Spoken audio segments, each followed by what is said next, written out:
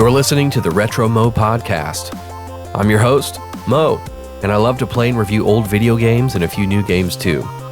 If you prefer to read instead of listen, check out my written reviews at retromo.substack.com. In this episode, I'll be sharing my experience with Fallout London for the PC, released in 2024.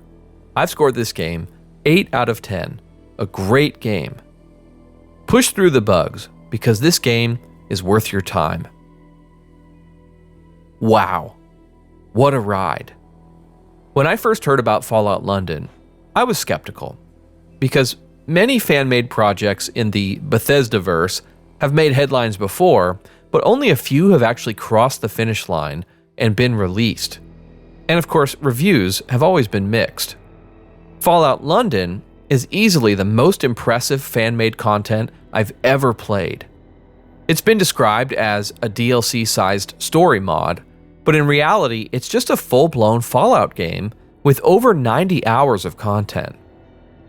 Let me share with you the good, the bad, and the ugly.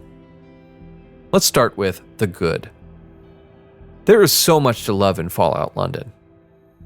I've never been across the pond, so to speak, so I probably missed a lot of great references, but even this clueless Yankee could tell from the get-go that this game is loaded with quality British Easter eggs. Brands, products, stores, historical figures, Banksy artwork, a TARDIS side quest, subtle references to Alice in Wonderland, 007, The Italian Job, Harry Potter, and so much more. Of course, the real star of this game is the incredible game world. They say the map is about as big as Fallout 4's Commonwealth, plus the Far Harbor DLC. The environments are highly detailed, and in many cases look as good, if not better, than Fallout 4's environments. It was such a treat to visit famous landmarks like Big Ben, Buckingham Palace, the London Eye, St. Paul's, Tower Bridge, and Westminster. This game is massive. I'm used to fan-made content being bite-sized at 2 to 4 hours of gameplay tops. Fallout London has over 200 quests, 20 different major and minor factions, 7 companions, and 15 boroughs to explore. I skipped quite a few side quests, and I still clocked over 60 hours before rolling credits. The quality voice acting really sets Fallout London apart from other fan-made content, and they feature notable names like Neil Newbon, Colin Baker, Anna Demetriou, and Sylvester McCoy. Hilariously, they also got real-life former Speaker of the House, John Burko, to voice Fallout London Speaker of the House in the game. I was very impressed with the voice acting. I only noticed 1 or 2 clips that sounded like they were recorded on a cheap mic in someone's kitchen, and only a few performances sounded more amateur than professional. The rest of it was great.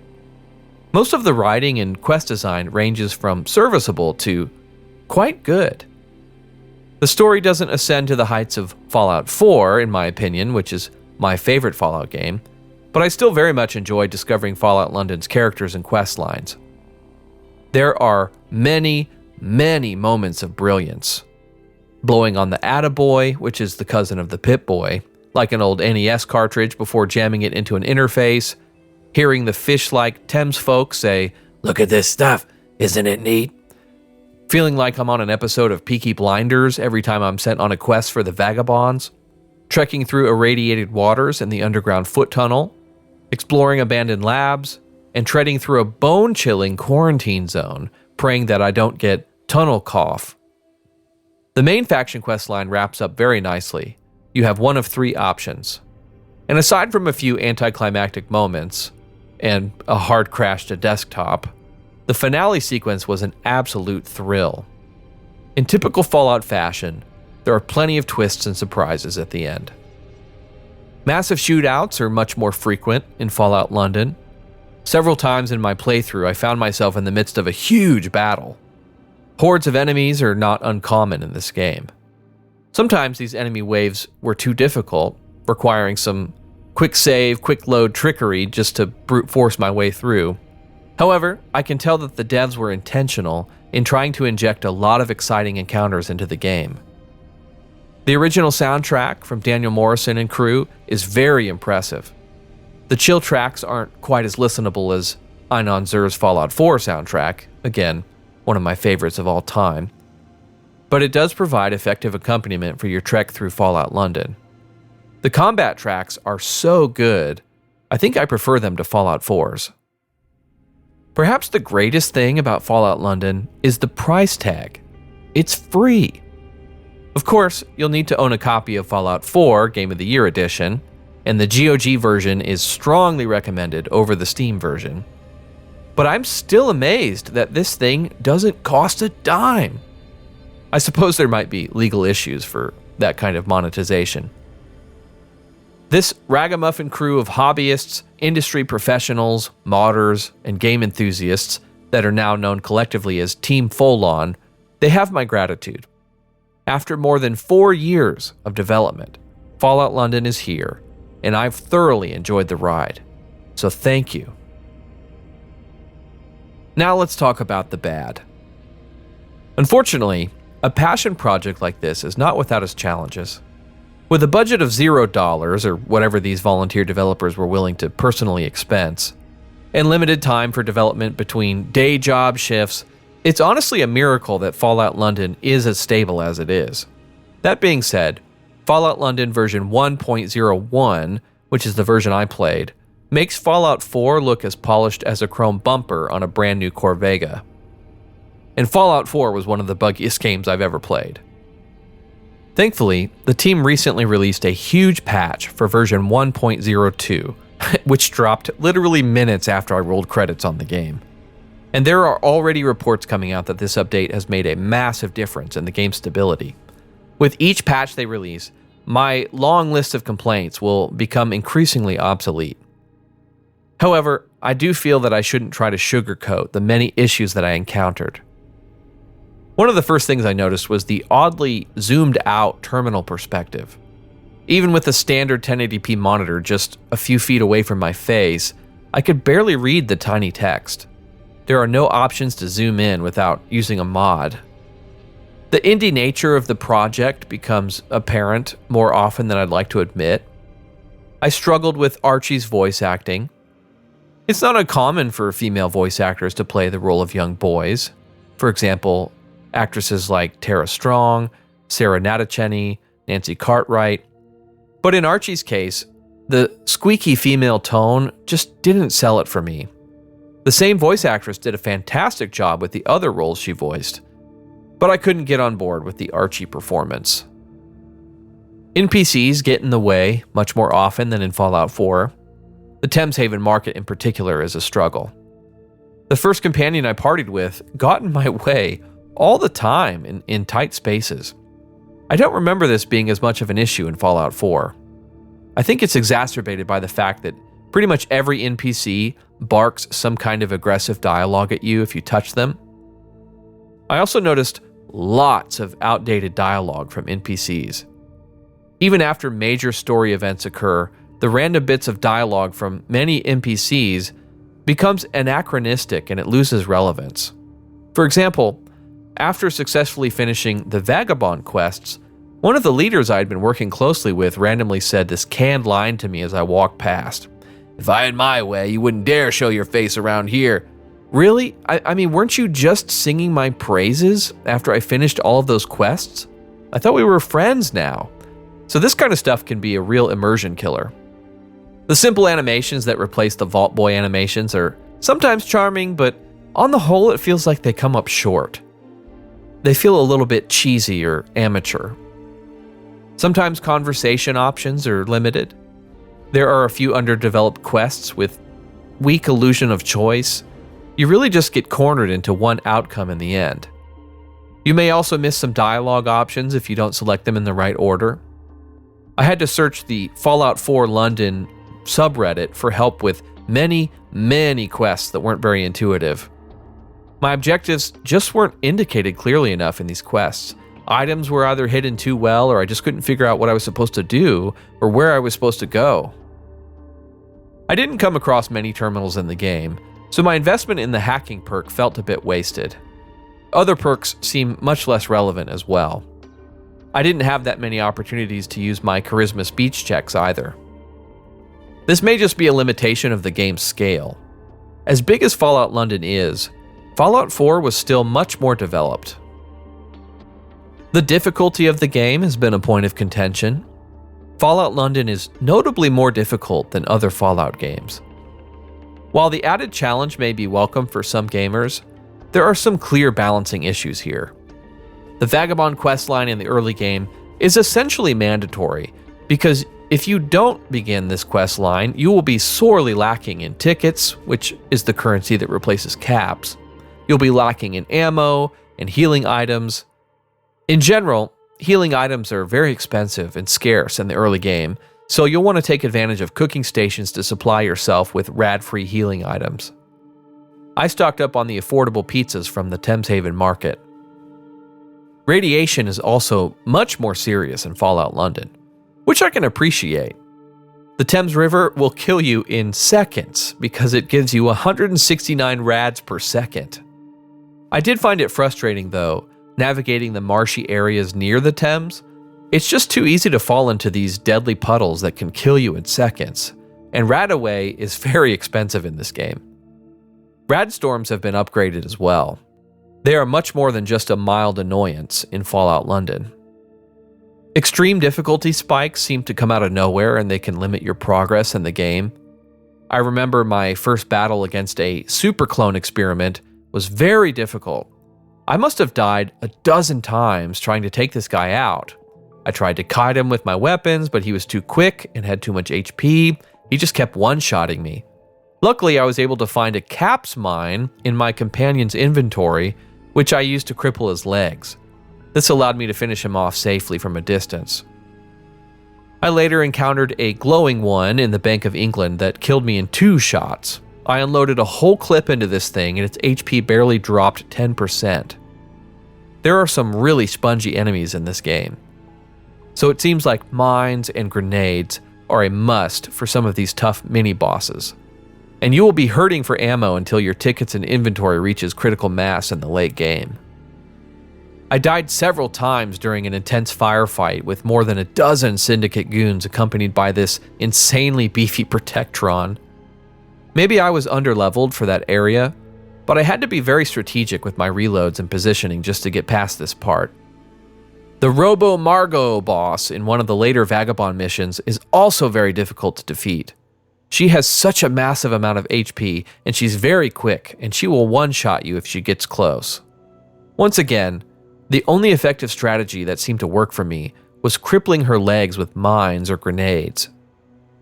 While these tough mini-bosses make for great gaming stories, the difficulty borders on frustrating, especially if you're not expecting it. So, pro tip, quick save all the time, and make hard saves at least every few minutes, especially because of the bugs and crashes. I remember shredding up some easy hooligans on my way to a new area, but then out of nowhere, I got absolutely obliterated in seconds by a pack of 8 lamprey floaters. I've read some reports that some enemies may spawn with bugged stats, and that can affect the difficulty. I love the 3D environments they've crafted, but I did find myself continually frustrated with how maze-like everything is. Every building, every corridor, every burrow is difficult to navigate. Invisible walls sometimes block what looks like perfectly traversable terrain.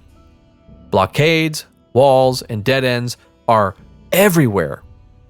You'll wander aimlessly for 10 minutes or more around a quest marker, just trying to find the intended entrance to a location, since too often it just isn't clearly indicated or marked. The Crystal Palace maze in particular is just way too hard. It's too difficult. It's very disorienting. The vine textures and the low contrast lighting make it almost impossible to even make out a path forward. I tried for hours. I was lost for so long, I started to get a migraine. And many people on the Fallout 4 London subreddit confessed to just using no clip to get through the maze. I think healthy challenge is always welcome in a game, but repeatedly feeling hopelessly lost while trying to finish quests, that's not a great experience. I think there's some balancing needed there. Alright, now let's talk about the ugly.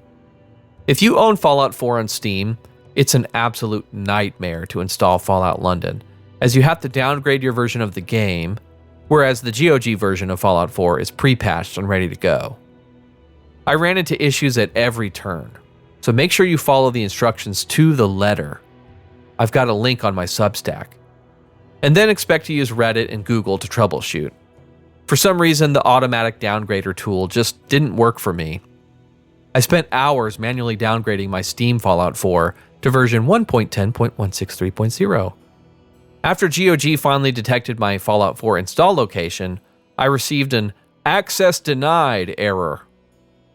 I was able to fix it by manually replacing the customcontrolmap.txt file in the Fallout 4 directory with the file of the same name from the Fallout London package.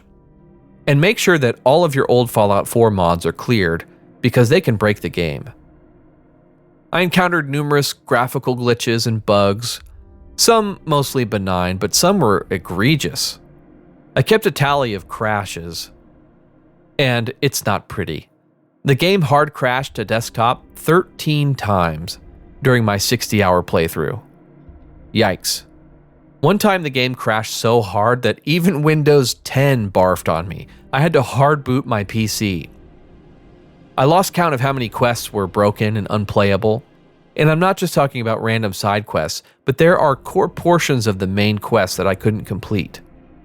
So until all of these broken quests are fixed, you may be required to use complicated console commands to force the game forward.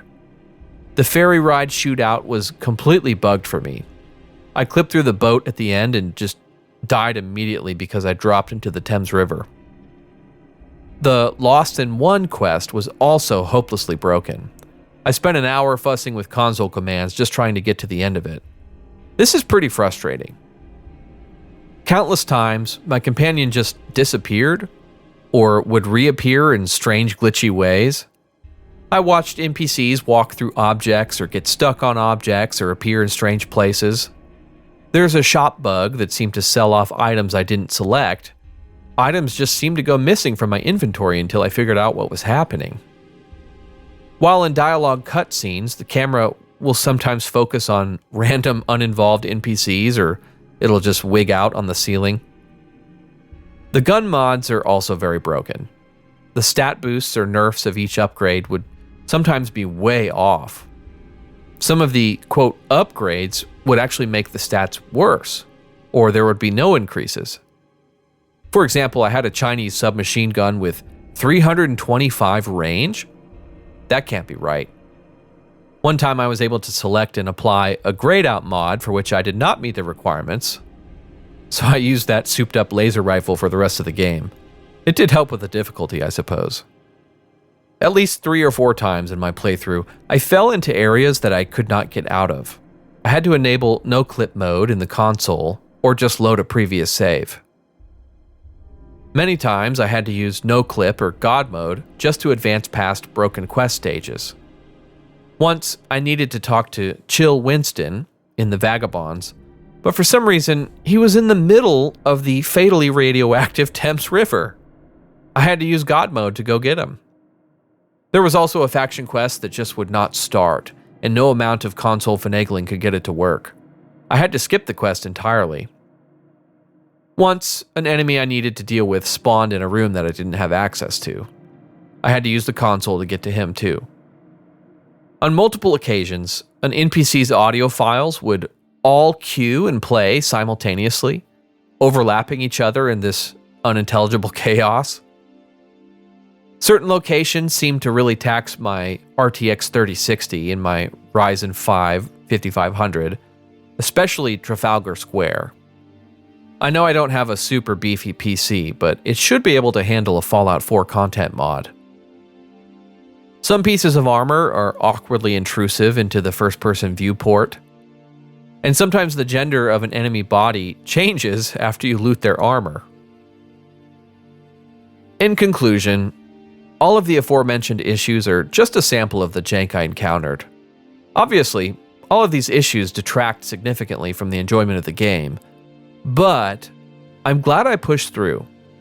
I generously scored Fallout London with an 8 out of 10, choosing to disregard the high level of dysfunction. Version 1.02 is likely leaps and bounds better than the version I played. And it seems that Team Folon is continuing to make improvements. I really believe they're going to Cyberpunk 2077 this thing, and they're going to fully correct all of these flaws. What excites me most about Fallout London is its status as proof of concept. Todd Howard has stated before that Bethesda has no plans to create Fallout games that take place outside of the US. And I understand that retro-futuristic Americana is a core part of the franchise, but Fallout London expertly demonstrates that an international Fallout game works very, very well. It still feels like Fallout, but it unlocks a whole new cornucopia of cultural references and a fresh perspective on the Great War. Other volunteer dev teams are chasing this dream as well. I recently learned about the Fallout Nuevo Mexico project, though I think at the time of recording this, it's been canceled. I would love to explore a post-apocalyptic Mexico. I can't stop daydreaming about new Fallout games in various countries. Imagine a Fallout Tokyo, Fallout Paris, Fallout Jamaica, Venice, Beijing, Moscow. I mean, the possibilities are endless. So, someone, please, make these games a reality. In the meantime, if you are confident in your Bethesda console skills, and if you have the patience to endure some jank, Fallout London is absolutely worth your time. Thanks for listening to the Retro Mo podcast. As always, I do my best to keep all of my content spoiler-free and rated E for everyone. If you find this podcast enjoyable or helpful, tell a friend and consider giving a 5-star review on your favorite podcast app. If you have questions or comments, you can send an email to retromopodcast@gmail.com. Thanks for listening. Godspeed.